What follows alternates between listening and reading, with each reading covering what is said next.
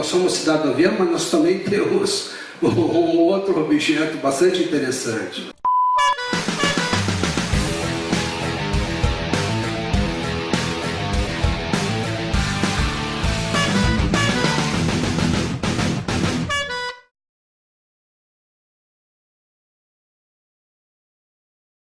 Aconteceu, como eu tenho sempre falado, de forma muito espontânea, em cima de um acontecimento que me marcou muito logo no início da minha faculdade.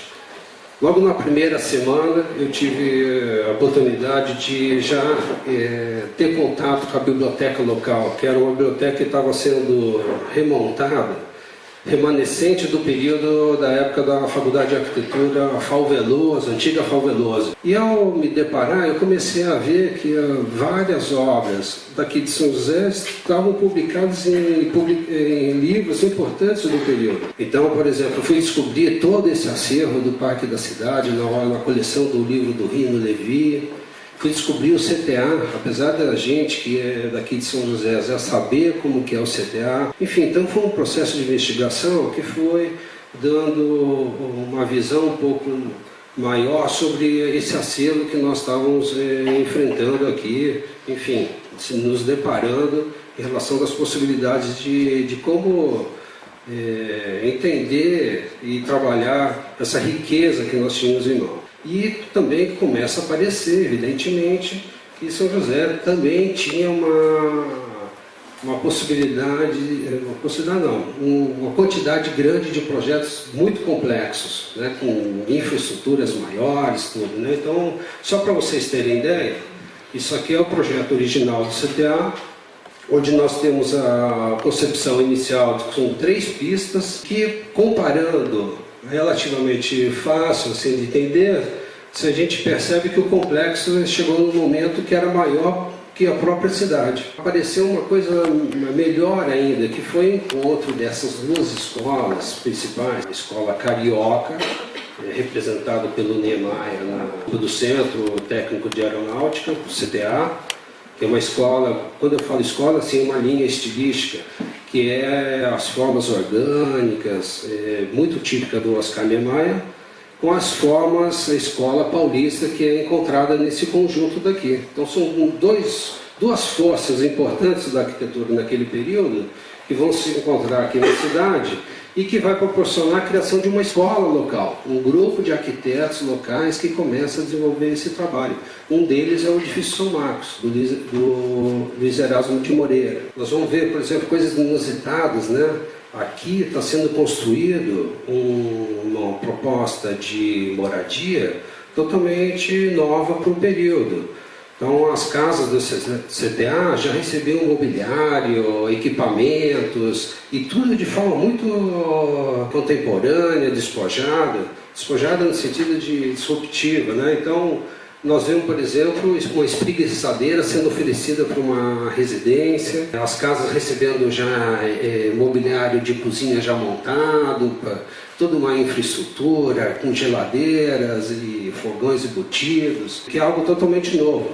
E de uma hora para outra também a cidade começa a receber professores internacionais, mulheres andando de calça jeans, de saias, assim, muda totalmente dentro de um cenário que antes era um cenário da fase sanatorial, de muito medo, repressão no sentido que eu falo de contenção em função da doença, do contágio. Então tinha a zona exclusiva lá dos sanatórios, enfim. E vamos descobrir, por exemplo, essa joia, como foi a Móveis Artísticos Z, final da década de 40 para 60, onde toda uma coleção de mobiliário é produzido pensando nessa questão da verticalização das cidades. Então não dava mais para poder entrar com aqueles móveis pesados nos apartamentos novos que estavam sendo construídos. Daí tem um personagem importante, que é o Zanini Caldas, que vem para São José e acaba se juntando com empresários locais e monta essa fábrica. Os móveis remanescentes são desejos de colecionadores internacionais, virou objeto galerias de arte. Mas infelizmente também é engraçado, né? E essa coisa do estudo nos levou a enfrentar um problema, um risco eminente, que é a questão da perda, né? Então nós tivemos muita perda. É incrível, durante esse tempo que foi produzido o livro, passados esses 20 anos, nós já perdemos muita coisa. A produção do livro também nos colocou a esse enfrentamento, né, de como tratar a questão da perda. Então, por isso o registro foi importante nesse sentido. Nós temos aqui a usina de leite, que é uma joia, uma obra super referencial para a arquitetura brasileira. Bem, enfim, isso tudo virou livro. Acabamos reunindo uma série de obras, quase 100 obras. Decidimos por imprimir 44 obras, são quase 200 imagens. E sempre trabalhando naquela questão muito simples, de ter uma fichinha técnica. Nome, endereço, o ano, o autor, uma leitura, uma planta, para a gente produzir o livro. Então, e daí tivemos muita felicidade que a leitura do próprio material, muito simples, de fácil compreensão, para que as pessoas pudessem entender em relação a esse assunto. Mas também tivemos outros desdobramentos, né? Isso acabou girando uma série de coisas, como, por exemplo, nós fizemos os primeiros arquitetos, que eram roteiros turísticos dentro da cidade, visitando obras modernas. Tivemos a possibilidade, junto com a Fundação Cultural, realizar os meses de arquitetura, né? E foram marcos importantíssimos de criar uma cultura local, de preservação, de conscientização. Durante um mês nós produzimos esses eventos com filmes, palestras, workshops, seminários. E também, olha só, nós acabamos dando continuidade nessa investigação. Não somente a arquitetura moderna, depois também se tornou relevante em função desse grupo de pessoas que estavam envolvidas com essa pesquisa, a questão do sanatorial, né? Também descobrindo um acervo impressionante. E, por fim, o industrial, que é o nosso patrimônio também muito relevante. Então, de uma hora para outra, a cidade que era a cidade, vamos dizer assim, uma das cidades mais novas do Vale, que era moderna, que não tinha tradição, se revelou, pelo contrário, uma cidade com muita tradição e qualidade de conjunto das suas obras. E daí começou a aparecer coisas bem interessantes. Por exemplo, acontece um fenômeno muito comum, que são os arquitetos internacionais. Muitos arquitetos fazem expedições e o Brasil é um lugar de muito interesse. E é muito frequente os arquitetos virem em grupos para cá estudar, e daí é aquele roteiro de sempre, né? Brasília, São Paulo, Rio, Salvador, Recife.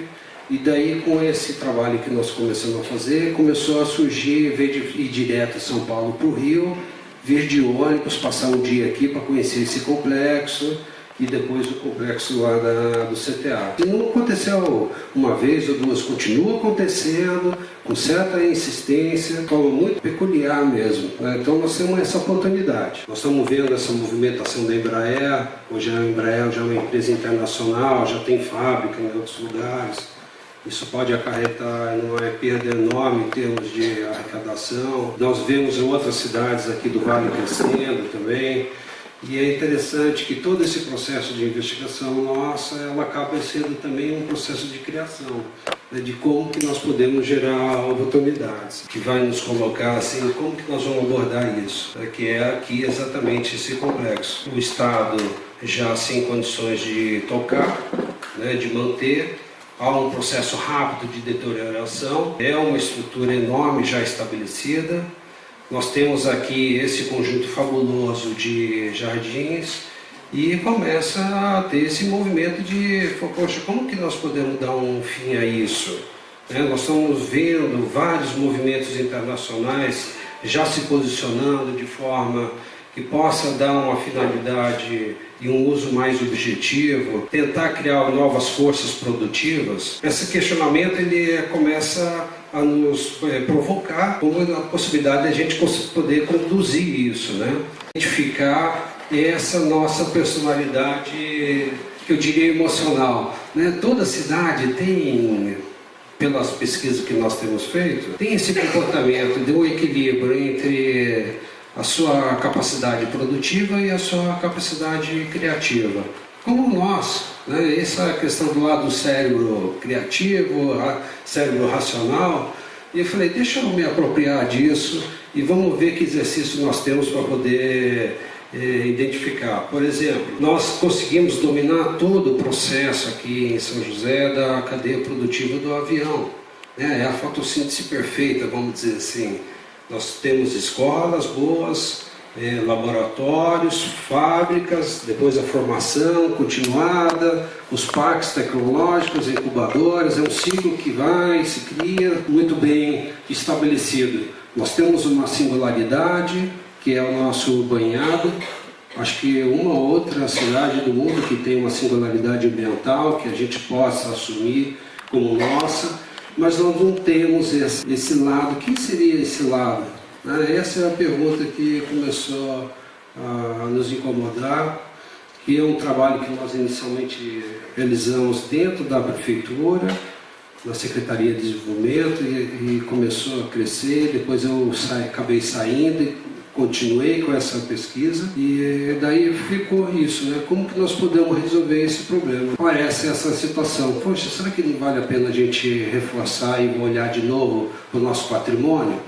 Nós temos aqui essa casa fabulosa, nós temos o jardim, né, do Bulemax, do projeto, é um complexo grande, não é qualquer cidade, qualquer lugar que tem isso. Temos uma produção artística que foi construída aqui em cima também, via tapeçarias. Não sei se vocês sabem, o Bulemax chegou a ter uma unidade artesanal de produção de tapetes de grandes formatos, aproveitando essa tecnologia da tecelagem. E nós temos o banhado está aqui do lado. Na hora que eu convido vocês, na hora que saírem daqui, olharem ali a ponte, vocês vão ver o banhado é muito perto.